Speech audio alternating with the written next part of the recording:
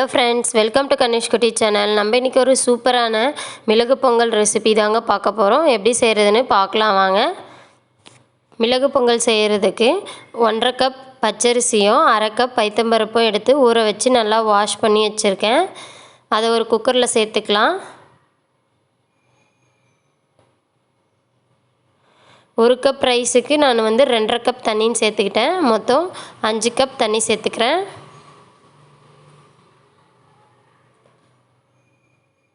கூடவே தேவையான அளவு கல்லுப்பு,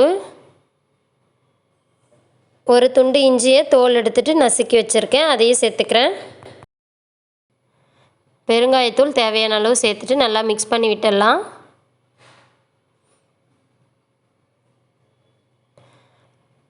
நல்லா மிக்ஸ் பண்ணி விட்டுட்டு 2 விசில் வரட்டங்க, அது வரலாம் வெயிட் பண்ணலாம். பாருங்கள், 2 விசில் வந்துடுச்சு. ஓப்பன் பண்ணி பார்த்தோம்னா சூப்பராக நல்லா குழஞ்சி வெந்துட்டுருக்கு. கரண்டி எடுத்து நல்லா மசிச்சு விட்டுக்கலாம்.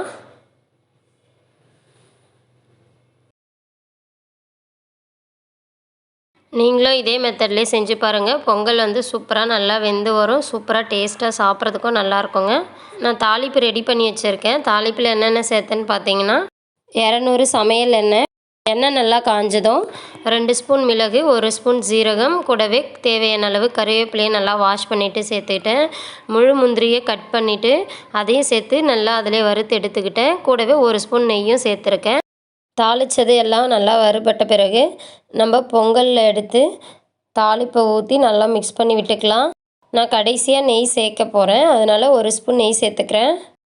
சேர்த்துட்டு நல்லா மிக்ஸ் பண்ணி விட்டுக்கலாம். நெய் சேர்த்தா தான் நல்லா டேஸ்ட்டாக வாசனையாக இருக்குங்க சாப்பிட்றப்ப.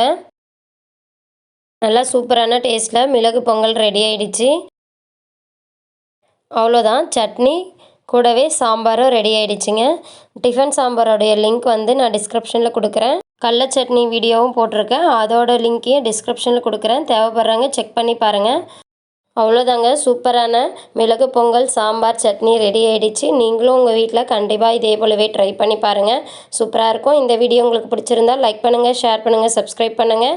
அப்படியே பக்கத்தில் இருக்க பெல் ஐக்கானையும் கிளிக் பண்ணுங்கள். தேங்க்யூ ஃபார் வாட்சிங்.